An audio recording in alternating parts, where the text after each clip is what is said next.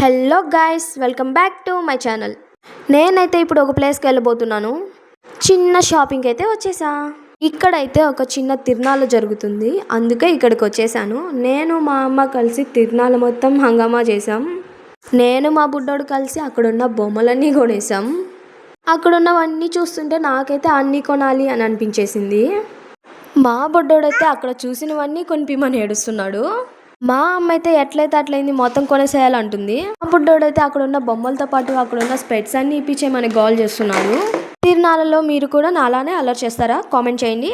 నాకైతే ఇక్కడున్న ఫ్లవర్స్ అయితే చాలా బాగా నచ్చి తీసుకున్నాను.